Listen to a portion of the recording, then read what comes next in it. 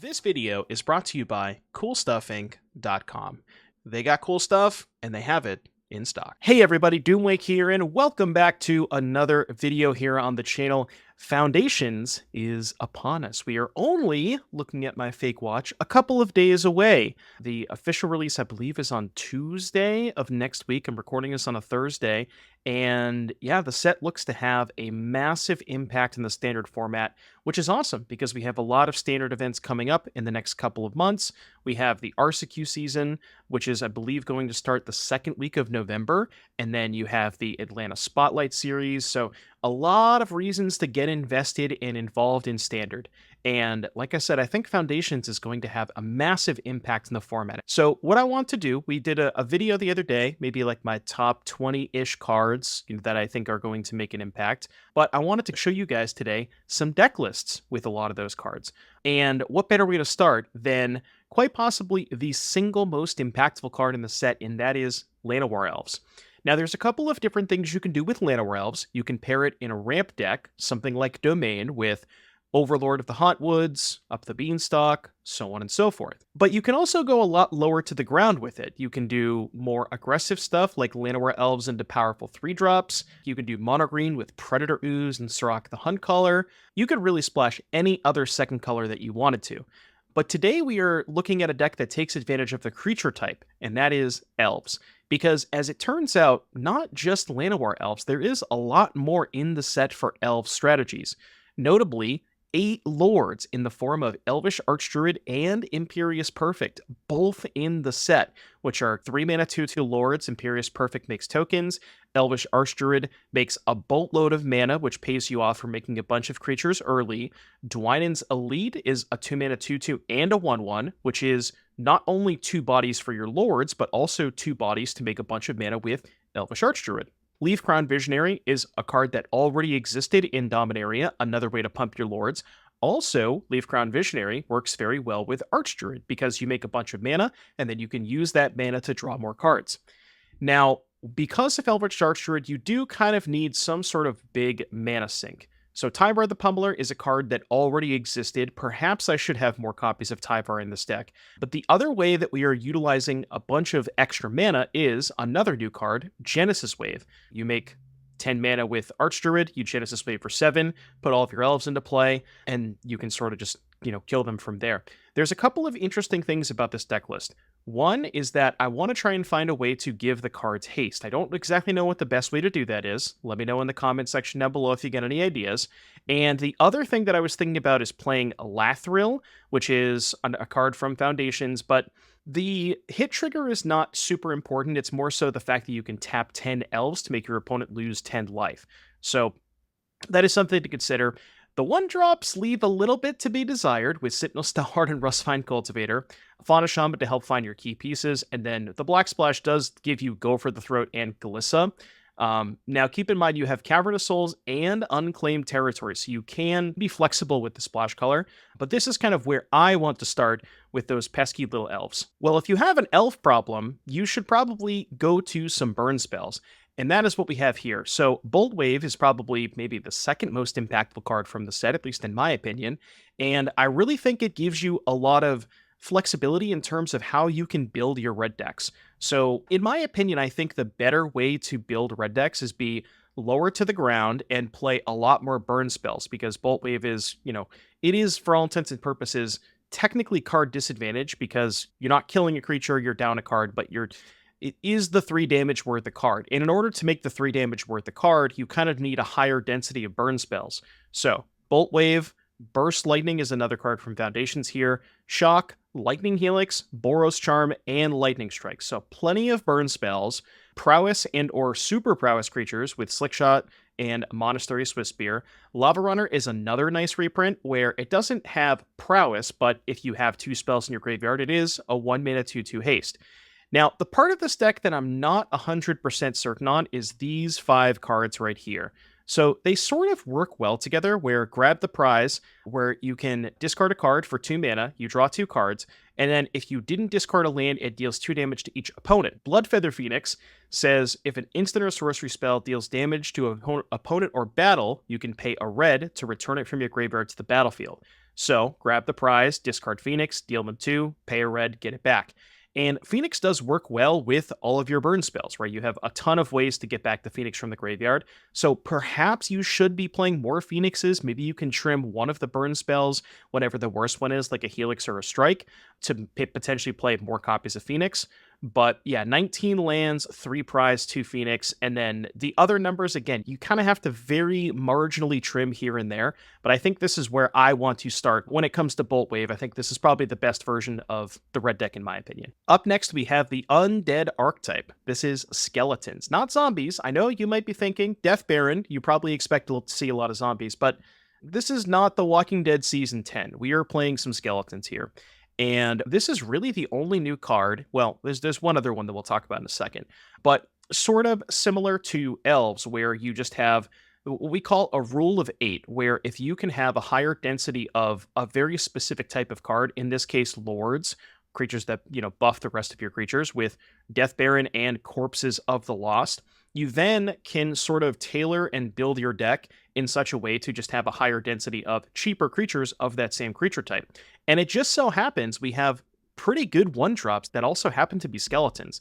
Cult Conscript, Forsaken Miner, and Tiny Bones. So we have 11 pretty good 1-drops to pair with our 8 Lords on 3. Case of the Stash Skeleton, where you play this on 2. If they kill your token, you then get a Demonic Tutor for later on.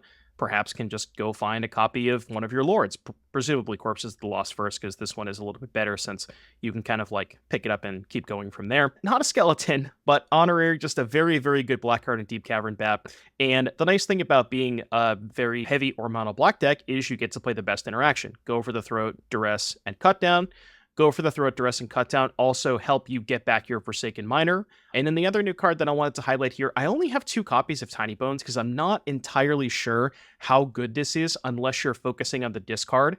I think there's another build of Tiny Bones that maybe plays Tiny Bones with Hopeless Nightmare and Bandit's Talent in more of a discard-focused deck, but that might be something with the Pixie and Rottenmouth Viper stuff. That's a whole different deck, which maybe we'll get to. But yeah, just a 1/3. If you pair it with Duress, maybe you should be playing more Duresses if you're playing Tiny Bones.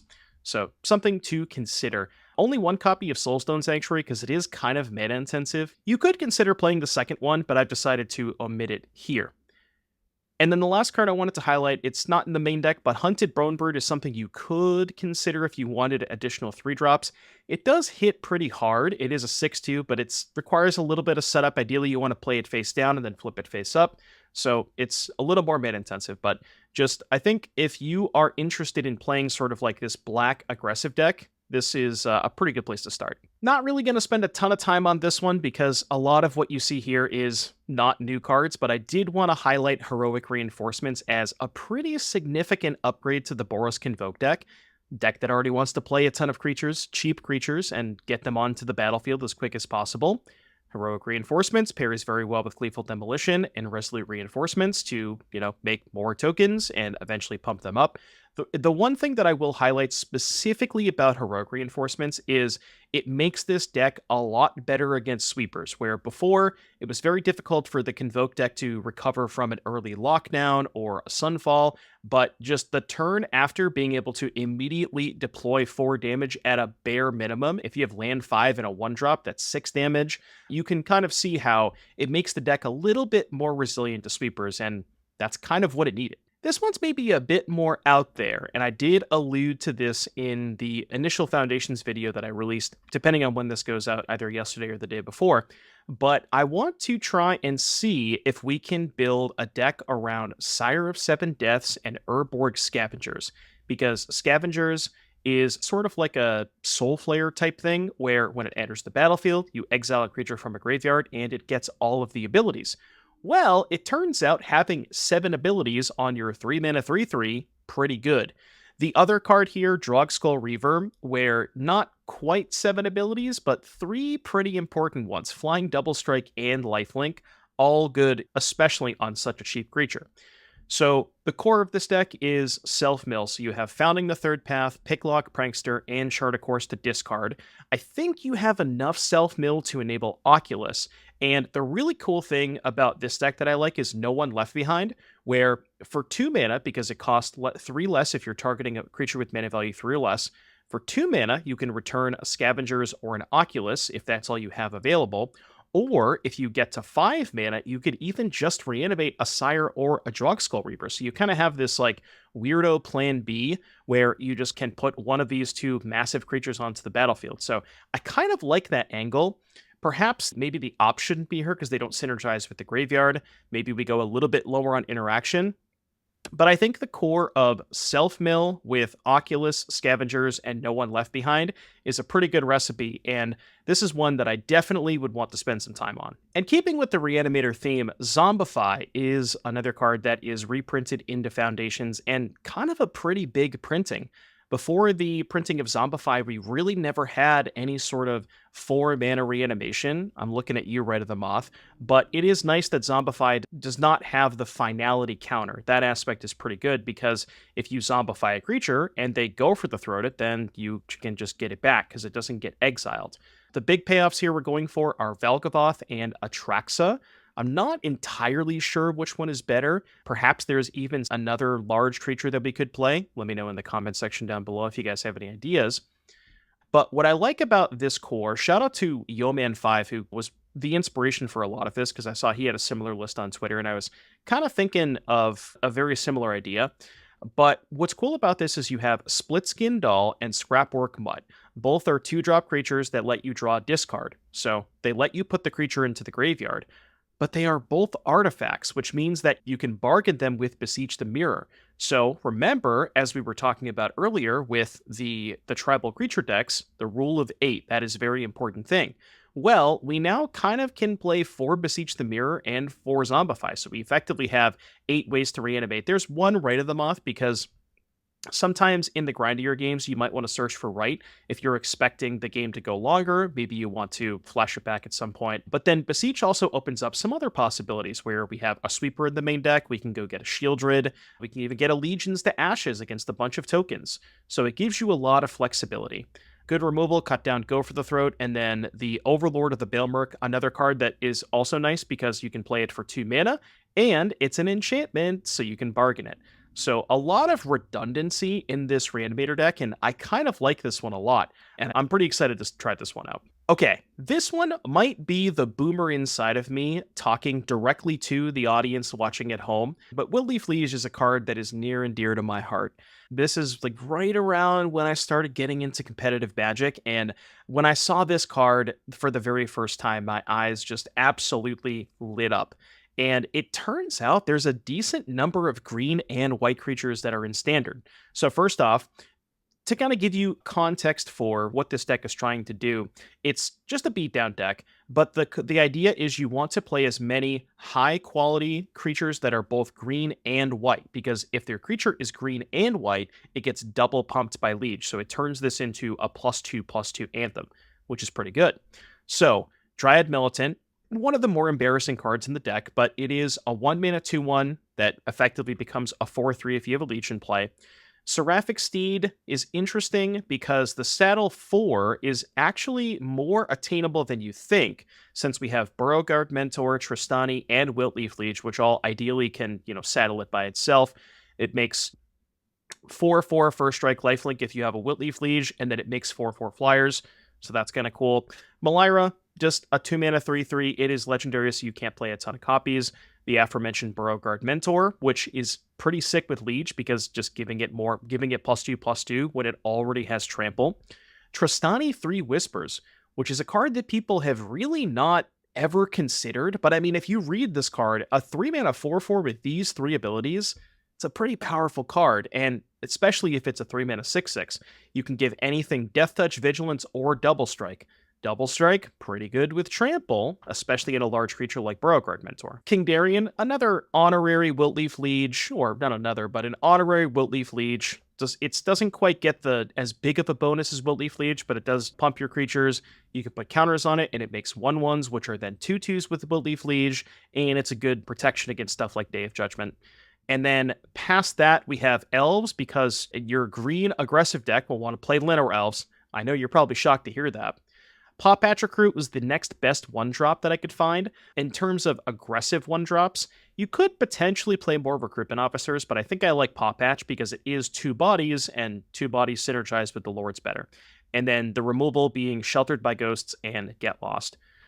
So perhaps maybe not the best deck to play if you're expecting a lot of Sunfalls, but if you want to go beatdowns, you could do a lot worse than this. And last but certainly not least, those tricky pirates.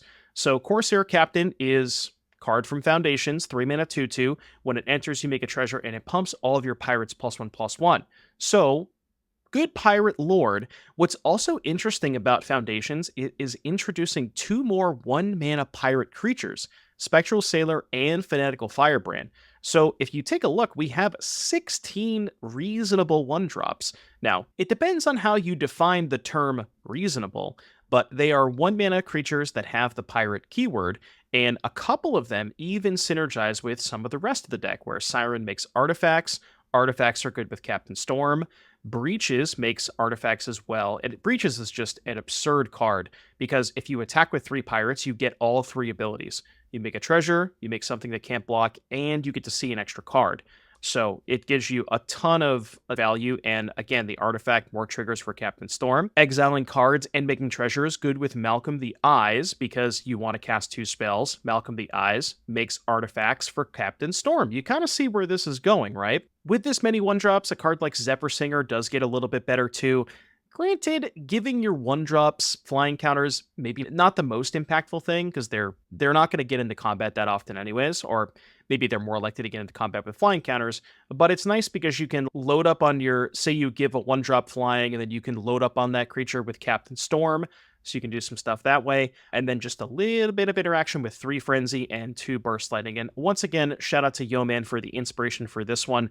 If you're not following Yoman on Twitter, you really should go do so right now. And that, my friends, is going to do it for our first look at Foundations deck lists. I have to say I am very excited to get my hands on this set. I'm going to be focusing a lot more on Standard in the recent months, and I hope you guys are along for the ride. Again, thank you all very much for all of your support over the past couple of weeks. Just in general, I wouldn't be here without all of your support, so thank you very much. If you enjoyed the video, like, subscribe if you want more awesome Standard content, and most importantly, what is your favorite card from Foundations? Let me know in the comments section down below. And until next time, adios.